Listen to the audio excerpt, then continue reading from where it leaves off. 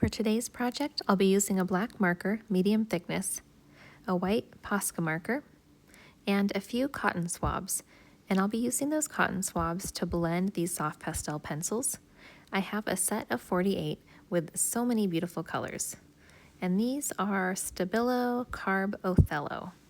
I also have some glitter and a glue stick handy. And I don't use glitter that often, but I'll be giving it a try today. So wish me luck. So I mentioned recently in my Faces of February wrap-up video that I have plans to learn from a handful of portrait artists, and I'm going to give their styles a chance, hoping that not only will I learn something, but maybe I'll discover a technique or two that I'd like to incorporate into my own art.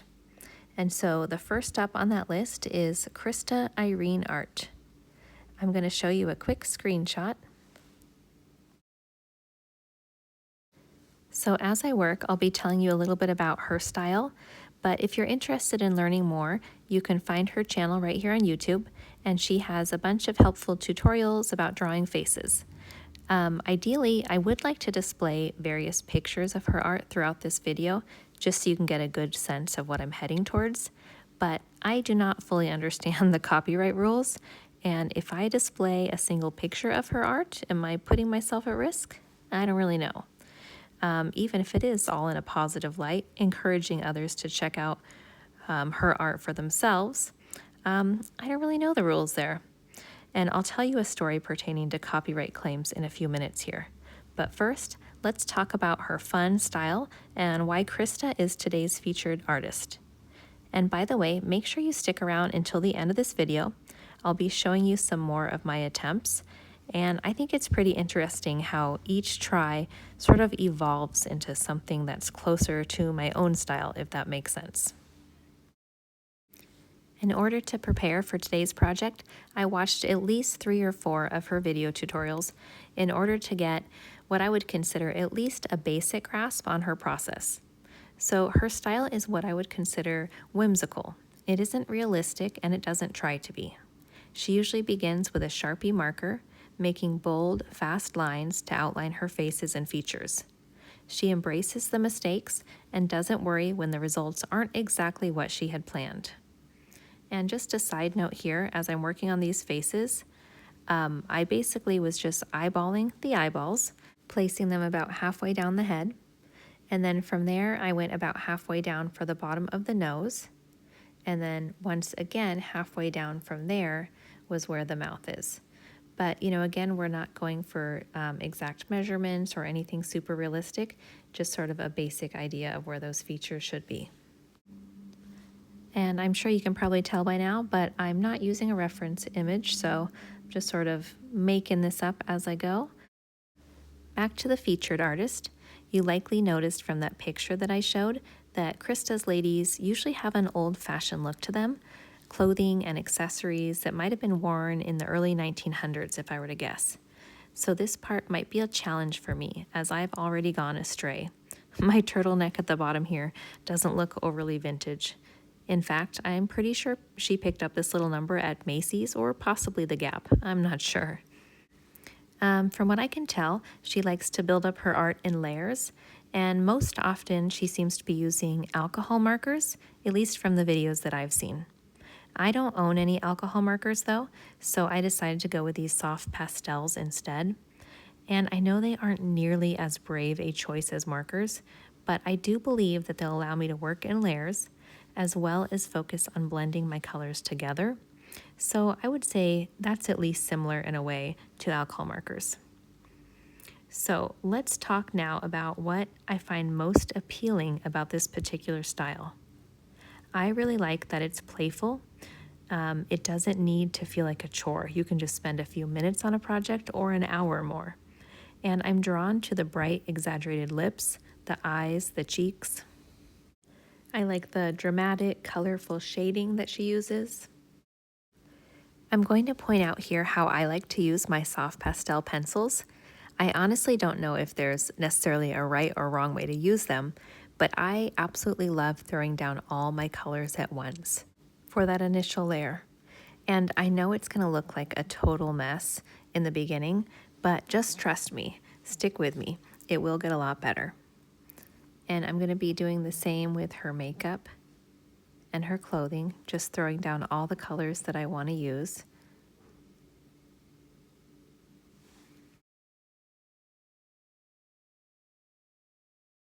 And doing the same with the hair, adding darks, lights, and maybe a mid-tone as well.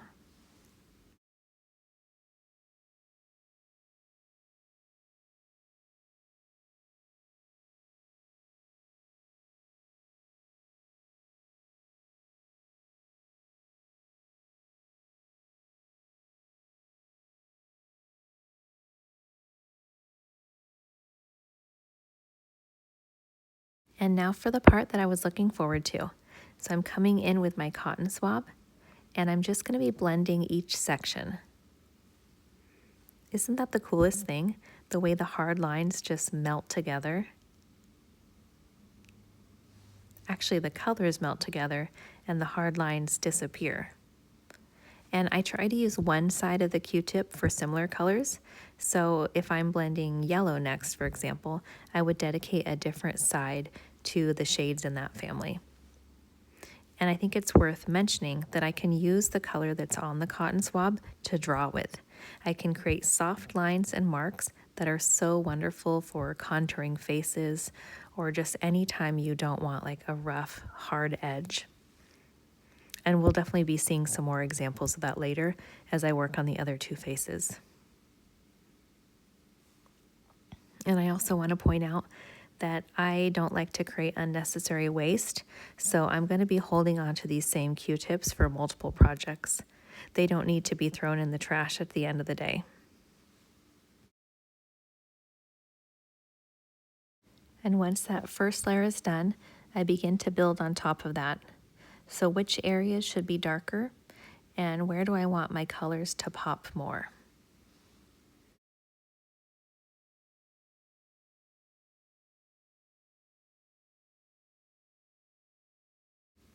And I'm sure we could definitely come in with some more layers, but in order to keep this video not too long, I'm going to go ahead and move on to the next step. And so now I have that white Posca marker.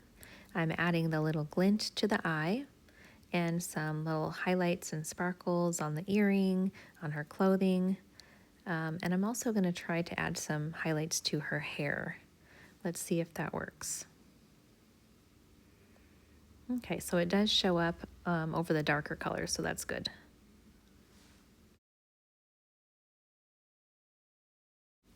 And I like to keep this big fluffy dry paintbrush handy so I can just kind of brush away any of the excess dust. There really isn't a whole lot of dust once I've used the Q-tip on it, but I don't want to take the chance of smudging it if I'm sticking my hand in there to brush it away, so I find the brush works a lot better. And I just came in and finished off the eyelashes with that black marker, by the way.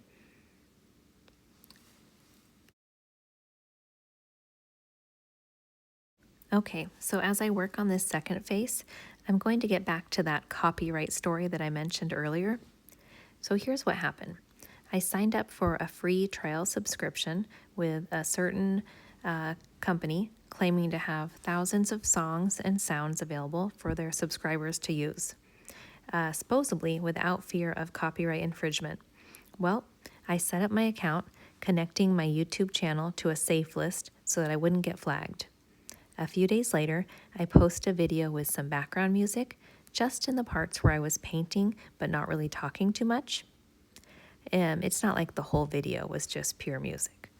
Well, wouldn't you know it, almost immediately after posting, I received a copyright notice informing me that my video would not be available for monetization.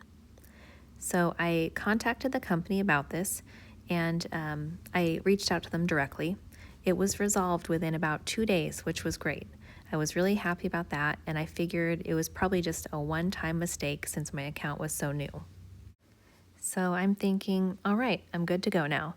I double-checked that my YouTube channel was still in fact safe listed, and I got to work on another video. In this second video, I used just some random sounds of nature there were birds singing, and I think there might have been like some waves crashing or something, just a little something for the background. And again, I used it very sparingly, in certain parts, just where I wasn't talking much but only painting. And so I posted the video. It was flagged again. So at this point, it was just getting super annoying. So I went through the same process, contacting the company directly through my account. But this time, instead of them just resolving it, they actually sent me a video to watch, and it was explaining the steps in order to take to dispute the claim with YouTube directly. So I watched the video, I followed the directions, and did what they had asked.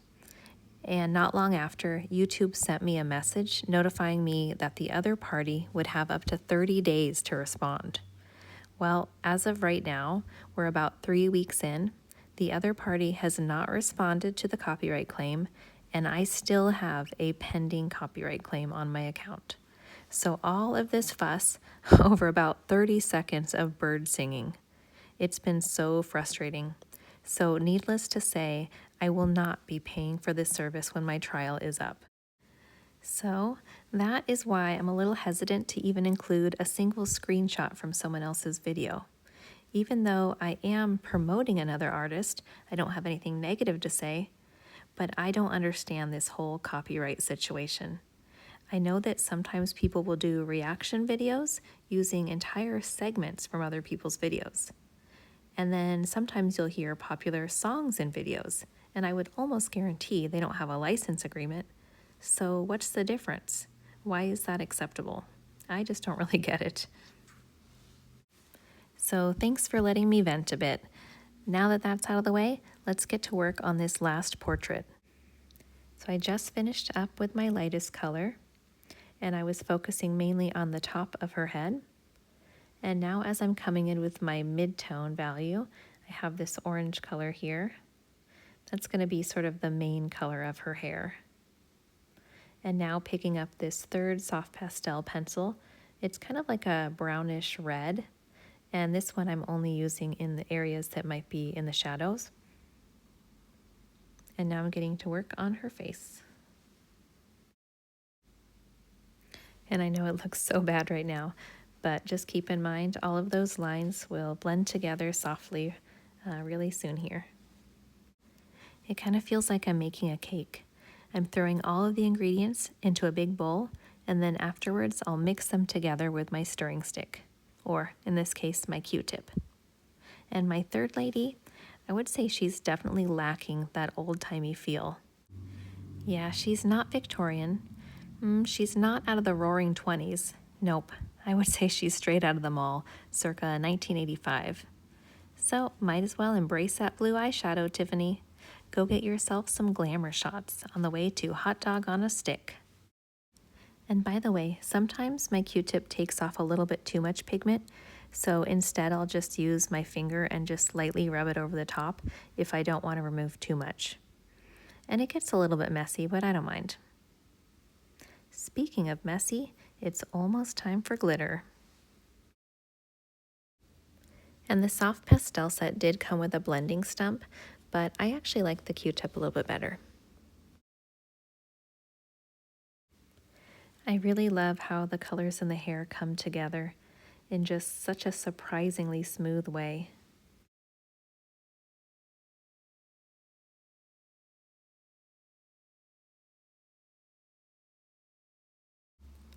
And before I bought that set of the 48 soft pastel pencils, I shopped around a lot, and I kind of went back and forth whether I needed just 12, whether I needed 24, 48. I mean, I think there were some sets that went up to almost 100 different colors, which I definitely didn't feel was necessary, but I'm really happy with the set that I decided on. I really like the fact that there are a lot of shades that can be used for skin tones, as well as a lot of really great shades for nature. And I'm going to insert a picture of some chickens, and this was the first picture that I did with my soft pastel set. And I had a lot of fun with that one, just kind of playing around with the pencils and trying out the blending. because honestly, before that, I just had absolutely no clue where to start. I have used soft pastels many, many years ago, but never in pencil form. So I didn't really know if they were going to feel more like colored pencils or what to expect, but I'm definitely really happy with them. All right, so Tiffany is just about done here with her fuchsia lipstick and some blush. Let's throw on some nice dark mascara. And for the bottom lashes, I'm just barely putting little dots down. I don't want anything too heavy.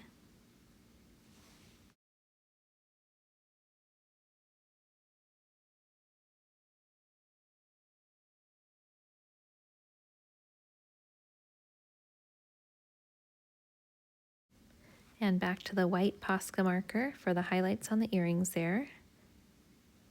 And now time for the glitter. So the plan is I'm going to use my glue stick and a little Q-tip and just place the glue exactly where I want it. I will put down a piece of white paper here to catch all the excess because I know I'm going to have a big old mess when I'm done. And I really like this color that I decided on. It's kind of like a shimmery blend of rose, copper, and gold.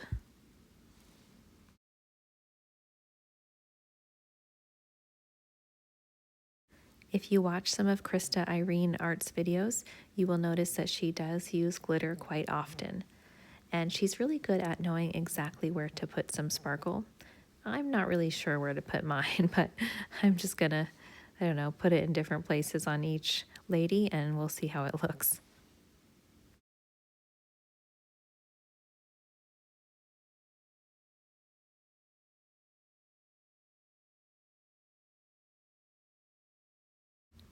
I'm going to use my brush to help push this glitter around the page. Hopefully it will stick where it's supposed to.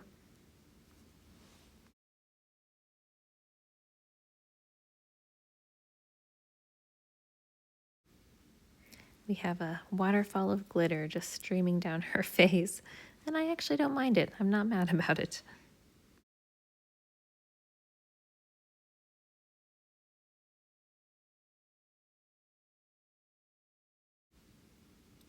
All right, so it looks like most of that glitter fell off. So I'm just going to give it one more try, and then I will be right back.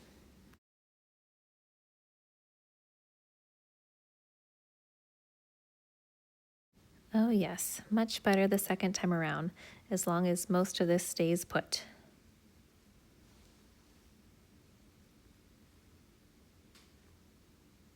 I think I'm going to be finding glitter in my breakfast nook for probably the next month.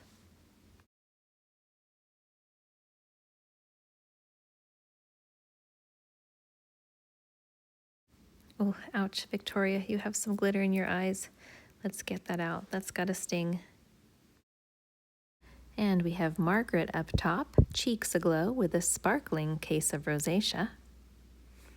Well, you know what? That was actually a lot of fun. I feel like I may have strayed from Krista's style more than a little bit, but that's all right. It still got me out of my comfort zone trying something new. And so I'm going to be right back in a moment here once I've had the opportunity to play around some more. Okay, I'm going to show you my second and third attempts here. So the colors are definitely a little more drab and muted. I mainly used pencil for both of these. But you know, honestly, it looks a little more like my style, even though it is sort of drab.